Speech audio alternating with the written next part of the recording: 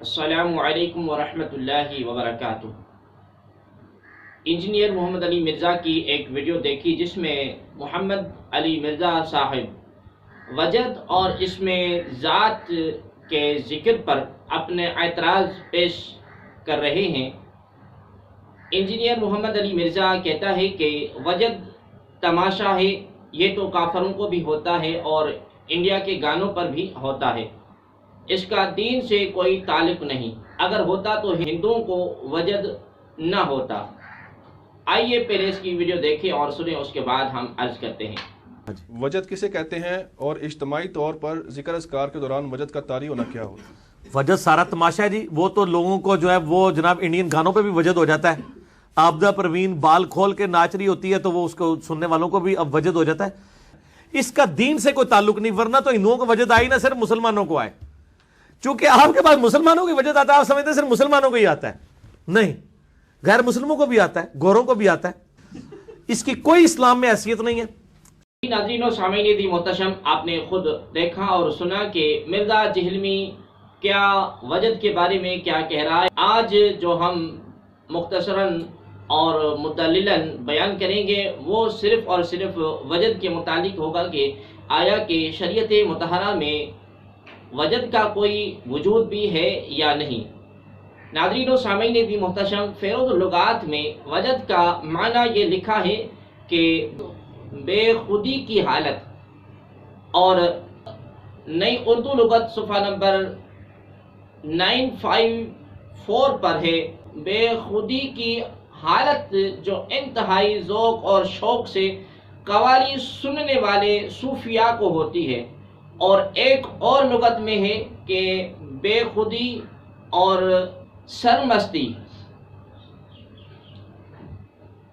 ناظرین و سامعین دی محتشم، اب دیکھتے ہیں کہ کیا اس کیفیت کی دین میں کوئی گنجائش ہے یا نہیں۔ تمام مکاتب فکر قرآن اور حدیث پر متفق ہیں۔ مرزا جہلمی بھی اپنے آپ کو مسلم علمی کتابی، وہ الگ بات ہے کہ کتاب اور علم سے اس کا واسطہ نہیں، اور وہ اہل علم پر بخوبی عیاں ہے۔ ناظرین و سامعین دی محتشم، قرآن اور حدیث کی روشنی میں اس کیفیت کا جائزہ لیتے ہیں۔ ناظرین و سامعین دی محتشم، اللہ کریم قرآن کریم فرقان حمید میں ارشاد فرماتا ہے، اللہ نزل احسن الحدیث کتابا متشابہا مثانیہ تقشعر منہ جلود الذین یخشون ربہم ثم تلین جلودہم وقلوبہم الی ذکر اللہ۔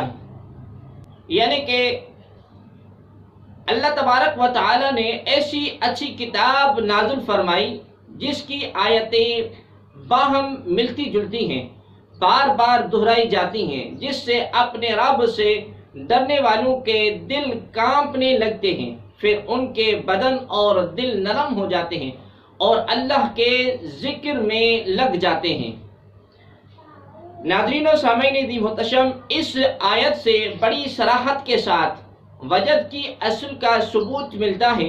بار بار قرآنی آیات دہرانے سے انسان کے دل کانپنے لگ جاتے ہیں اور بدن کا نرم پڑ جانا، یہ وجد کی ہی کیفیات ہیں۔ اس آیت کی تفسیر میں امام جلال الدین سیوطی رحمۃ اللہ تعالی علیہ اپنی تفسیر جلالین میں لکھتے ہیں، اس بے نظیر کلام کا اللہ سے ڈرنے والوں پر تو یہ اثر ہوتا ہے کہ سن کر ان کا دل لرز جاتا ہے، بدن پر رونگڑے کھڑے ہو جاتے ہیں، اور یاد الہی کا ان کے جسم اور روح دونوں پر اثر ہو جاتا ہے۔ یہ کاملین کا حال ہے، جو ضعفاء اور غیر کامل ہیں ان پر بے طاقتی اور وجد کی کیفیت طاری ہو جاتی ہے، جس سے وہ بے خود ہو کر چھلک جاتے ہیں، یعنی جھومنے لگ جاتے ہیں۔ امام جلال الدین سیوطی رحمۃ اللہ تعالی علیہ آج سے کم و بیش 650 سال قبل کے بزرگ ہیں، جو اپنے وقت کے جلیل القدر محدث اور مفسر تھے، جنہیں 2 لاکھ احادیث مبارکہ زبانی یاد تھیں، اور بیداری کے عالم میں آپ نے 70 سے زائد مرتبہ رسول کریم صلی اللہ علیہ وآلہ وسلم کی زیارت کا شرف حاصل کیا، اور ان کی جس تفسیر کا ہم نے حوالہ پیش کیا ہے، یہ تفسیر تمام مکاتب فکر کے درس نظامی کے نصاب میں شامل ہے۔ اب دوسری دلیل آپ سماعت فرمائیں کہ اللہ کریم نے قرآن کریم فرقان حمید کی سورہ یوسف کے اندر ارشاد فرمایا کہ فَلَمَّا رَأَيْنَهُ أَكْبَرْنَهُ وَقَطَّعْنَا أَيْدِيَهُنَّ، اور جب انہوں نے اسے یعنی حضرت سیدنا یوسف علیہ السلام کو دیکھا تو حیرت زدہ رہ گئی اور اپنے ہاتھ کاٹ لیے۔ یہ آیت بھی وجد کی کیفیت طاری ہو جانے کا صریح اور قطعی دلیل ہے۔ جب مصر کی عورتوں نے حضرت سیدنا یوسف علیہ السلام کے بے مثال حسن کو دیکھا، اس قدر بے خوف ہو گئیں کہ انہوں نے چھری سے اپنے ہاتھ کاٹ لیے اور انہیں خبر تک نہ ہوئی۔ اس کیفیت کو وجد کہا جاتا ہے کہ انسان کسی جذبے سے مغلوب ہو کر اس قدر بے خود ہو جائے کہ وہ اپنا آپا کھو بیٹھے۔ ناظرین و سامعین ذی محتشم، مسند احمد میں حضرت انس رضی اللہ تعالی عنہ سے روایت ہے کہ حبشی رسول اللہ صلی اللہ علیہ وسلم کے سامنے رقص کرتے تھے اور اپنی زبان سے کہتے تھے کہ محمد عبد صالح۔ یہی روایت عمدۃ القاری شرح صحیح بخاری جلد نمبر 6 صفحہ نمبر 270 پر حضرت علامہ عینی رحمۃ اللہ تعالی نے نقل فرمائی ہے۔ ناظرین و سامعین ذی محتشم، اس روایت سے یہ معلوم ہوتا ہے کہ حبشی نبی عالم صلی اللہ علیہ وآلہ وسلم کے سامنے رقص کرتے تھے اور آپ انہیں منع نہیں فرماتے۔ یہ روایت وجد کی حالت میں رقص کے جواز پر صراحت کے ساتھ دلالت کرتی ہے۔ اب ایک اور روایت ہے، حضرت علی رضی اللہ تعالی عنہ نے ایک دن نماز فجر کا سلام پھیرا تو آپ پر غم کی کیفیت طاری تھی اور آپ اپنے ہاتھوں کو الٹ پلٹ کر فرما رہے تھے کہ میں نے حضور اکرم صلی اللہ علیہ وآلہ وسلم کے صحابہ کو دیکھا، لیکن آج میں ان جیسی کوئی بات نہیں پاتا ہوں۔ وہ حضرات اس حالت میں صبح کرتے کہ ان کے بال بکھرے ہوتے، چہرے زرد اور غبار آلودہ ہوتے اور ان کے دونوں آنکھوں کے درمیان سجدے کے نشان ہوتے۔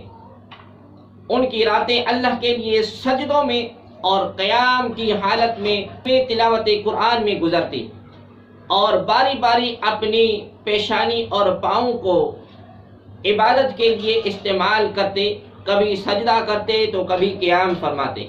جب صبح ہوتی اور یہ لوگ اللہ کا ذکر کرتے تو اس طرح کانپتے جس طرح سخت ہوا کے دن میں درخت ہلتے ہیں، اور ان کی آنکھیں اس قدر آنسو بہاتی کہ ان کے کپڑے بھیگ جاتے۔ اللہ کی قسم، اب میں ایسے لوگوں کے ساتھ ہوں جو غفلت کی حالت میں راتیں گزارتے ہیں۔ اتنا فرمانے کے بعد آپ وہاں سے تشریف لے گئے اور پھر آپ کو ہنستے ہوئے نہیں دیکھا، یہاں تک کہ ابن ملجم نے آپ کو شہید کر دیا۔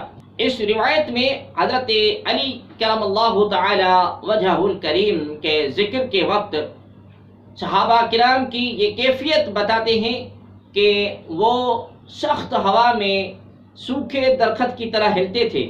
ہر ذی فہم، ہر ذی عقل، ذی شعور بخوبی جانتا ہے کہ تیز ہوا میں سوکھے درختوں کے ہلنے کی کیا کیفیت ہوتی ہے۔ اس کیفیت کو وجد کہتے ہیں۔ قرآن اور حدیث سے وجد کی دلیل کے بعد محمد علی مرزا نے جو وجد کو تماشا قرار دیا، اس کی بات کی کیا اہمیت رہ جاتی ہے؟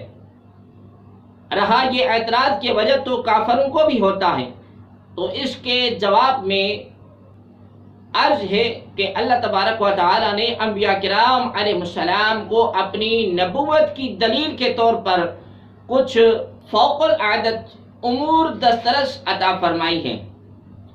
جب ہم قرآن کھولتے ہیں اور ہم دیکھتے ہیں کہ جادوگر بھی فوق العادت امور پر دسترس رکھتے ہیں، جیسا کہ حضرت موسیٰ علیہ نبینا علیہ السلام کے واقعے میں جادوگروں کا رسیوں کو سانپ بنا دینے کا واقعہ قرآن مجید میں مذکور ہے۔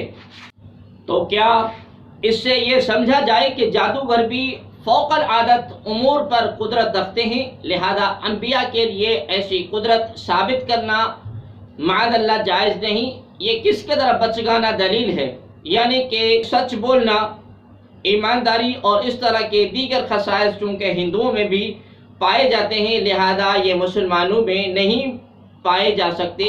کیا یہ اس کے منہ کی یہ بات اس لائق ہے کہ اس کو دلیل کا درجہ دیا جا سکے؟